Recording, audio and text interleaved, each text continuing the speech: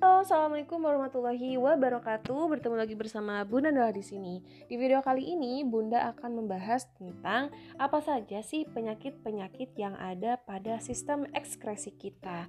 Nah, sebelum kita mulai, di sini Bunda ingin mengingatkan dulu teman-teman tentang teman-teman harus sudah tahu ya jawaban mengapa sih setelah memakan buah naga yang merah, urin kita juga ikut berwarna merah.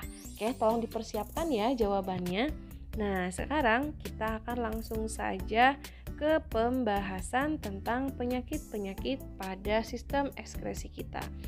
Pertama, penyakit pada paru-paru itu yang umum adanya asma. Ya, kita sudah bahas juga waktu itu.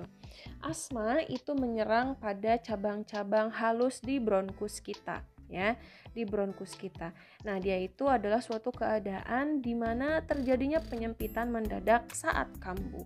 Akibatnya itu penderita mengalami sesak nafas.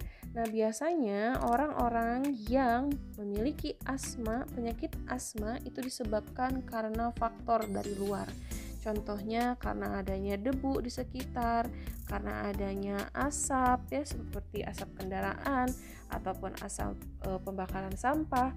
Bahkan ada juga yang asmanya bisa kambuh diakibatkan oleh bau-bauan. Contohnya seperti parfum dan sebagainya. Nah, biasanya asma ini juga disebabkan karena faktor keturunan juga, teman-teman. Nah, ini ya bisa teman-teman lihat ya, ini adalah normal airways. Yang harusnya normal bronkus kita itu seperti ini. Ketika ada faktor-faktor yang tadi, terjadilah suatu penyempitan secara mendadak akibat otot yang ada di cabang bronkus, yaitu menyempit sehingga menyebabkan sesak napas pada penderitanya. Nah, bagaimana sih untuk menanggulanginya? Biasanya orang-orang tersebut harus mengatur nafas ya. Mengatur nafas, ada juga yang harus menggunakan inhaler ya. Inhaler dan harus menenangkan diri gitu ya. Dan harus juga mendapat asupan oksigen yang cukup. Berikutnya yang kedua, di paru-paru ada penyakit pneumonia. Nah, penyakit pneumonia ini disebut juga dengan penyakit paru-paru basah ya, teman-teman. Nah, penyakit pneumonia ini disebabkan oleh bakteri, oleh virus ataupun jamur yang menginfeksi paru-paru, khususnya menginfeksi alveolus kita. Nah, alveolus kitanya itu adalah menyebabkan alveolusnya ini kondisinya itu adalah menyebabkan oksigen itu susah masuk karena alveolusnya dipenuhi oleh cairan ya, teman-teman. Yang harusnya alveolus ini kosong ya karena fungsinya itu adalah untuk tempat pertukaran oksigen dan CO2 di sini ya. Nah, malahan yang terjadi adalah alveolusnya itu banyak sekali cairan-cairan di dalam sini sehingga akan menghambat pertukaran oksigen dan CO2-nya. Seperti itu, yaitu pneumonia. Berikutnya ada penyakit yang ketiga yaitu emfisema. Ini harusnya Bunda nulisnya gini, emfisema ya. Emfisema ini disebabkan karena hilangnya elastisitas pada alveolus.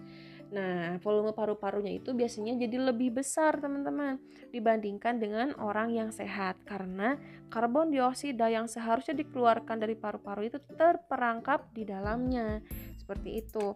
Nah, bisa teman-teman lihat ya bahwa alveolus yang sehat itu harusnya dia memiliki banyak ruangan-ruangan. Nah, karena emfisema itu menyebabkan si alveolusnya itu kekurangan elastisitas sehingga alveolusnya mengeras, keropos, dan lama-lama ruangannya itu hilang. Karena ruangannya hilang sehingga alveolusnya jadi lebih membesar dan membuat paru-parunya pun lebih membesar. Itu ya emfisema. Oke, lanjut ke penyakit yang terakhir di paru-paru yaitu ada TBC. TBC ini disebut juga dengan atau singkatannya itu adalah tuberkulosis ya, teman-teman. Nah, TBC ini adalah penyakit yang disebabkan oleh bakteri Mycobacterium tuberculosis. Nah, penyakit ini dapat menular melalui percikan ludah saat penderitanya batuk. Sehingga orang-orang yang TBC itu tidak boleh menggunakan gelas secara bersamaan ataupun handuk secara bersamaan, sikat gigi secara bersamaan itu gak boleh, teman-teman. Karena penyakit TBC ini percikan dahaknya itu mengandung bakteri ya, yang masuk ke dalam tubuh melalui saluran pernafasan. Dan dia itu nyerangnya tuh kemana? Nyerangnya tuh ke getah bening atau limfa kita, ke saluran kemih juga, dan bahkan dia juga dapat menuju ke paru-paru, ada yang ke kulit juga, ke pencernaan, bahkan ke otak ya. Benar-benar bahaya nih TBC tuh ya teman-teman. Oke, sekarang kita akan langsung masuk ke penyakit yang kedua, yaitu pada organ hati ya teman-teman. Nah, di hati kita itu ada namanya penyakit hepatitis, teman-teman. Hepatitis ini merupakan penyakit peradangan oleh hati yang disebabkan oleh virus hepatitis. Nah, virus hepatitis itu ada 5. Ada virus hepatitis A, hepatitis B, hepatitis C, D, dan E. Nah, penyakit hepatitis ini kalau yang karena virus itu disebabkan oleh virus yang masuk ke dalam tubuh melalui jarum suntik, hubungan seks bebas, dan lain sebagainya. Kalau hepatitis non-virus itu disebabkan oleh alkohol dan autoimun. Autoimun itu adalah sebuah proses di dalam tubuh kita ketika kita mengkonsumsi makanan yang tidak sehat, makanan yang kotor, autoimun kita itu tidak akan bekerja dengan baik sehingga menyebabkan si penyakit hepatitis ini. Nah, biasanya penyakit hepatitis ini menyebabkan penyakit lainnya. Contohnya ini nih, yang matanya warna kuning. Ini contohnya ada penyakit kuning ya, atau gatal-gatal dan varises, seperti itu teman-teman. Ya, diakibatkan oleh virus ya.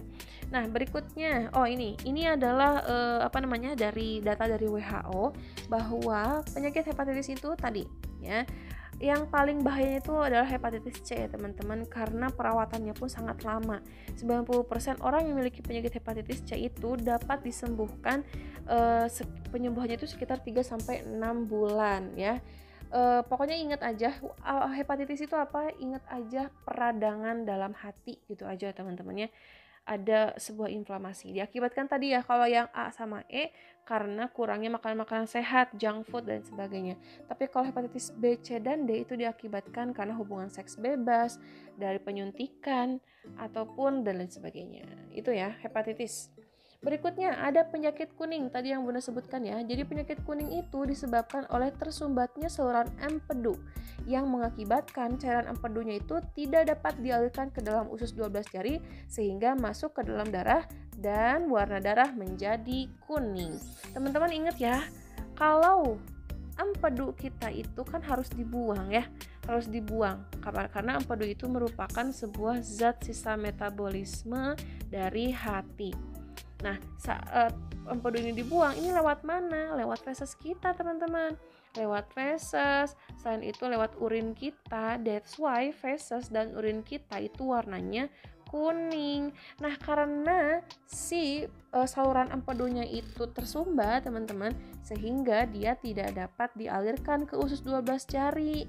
Tapi dialirkannya ke seluruh tubuh kita, sehingga kulit kita, warna mata kita itu bisa jadi warna kuning, teman-teman. Nah, biasanya penyakit kuning pun dialami oleh bayi-bayi yang baru lahir ya biasanya, sehingga ada sebuah kasus di mana bayi-bayi baru lahir itu harus dijemur karena penjemuran bayi itu memiliki dapat memberikan vitamin D. Nah, vitamin D itu dapat mengurangi si penyakit kuning. Itu ya, penyakit kuning. Oke, lanjut. Ada kanker hati ya, teman-teman. Kanker hati itu terjadi apabila sel kanker berkembang pada jaringan hati. Pokoknya gitu aja ingetnya. Nah, ini penyebabnya diakibatkan karena ada hepatocellular carcinoma atau HCC. HCC ini adalah komplikasi serius dari hepatitis kronis. Jadi biasanya orang yang kanker hati itu karena sebelumnya dia punya penyakit hepatitis, teman-teman. Jadi teman-teman lihat ya, ini adalah satu kondisi di mana orang yang memiliki kanker hati kayak gitu.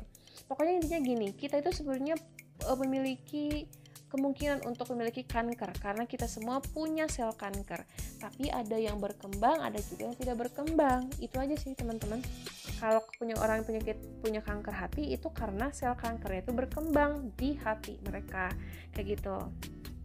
Nah, berikutnya ada sirosis hati ya. Sirosis hati ini adalah keadaan penyakit yang sudah lanjut di mana fungsi hati sudah sangat terganggu akibat banyaknya jaringan ikat di dalam hati. Pokoknya ingat aja, ada jaringan ikat di dalam hati, itu namanya sirosis hati. Ini diakibatkannya itu karena sudah banyak komplikasi-komplikasi penyakit yang ada di dalam hati.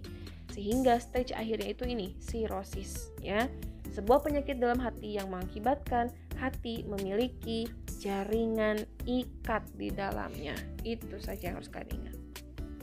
Oke, kita sekarang masuk ke yang ketiga, tapi kita akan masuk saja langsung ke part 2 ya videonya biar gak terlalu panjang. Jadi langsung aja ke part 2. Thank you.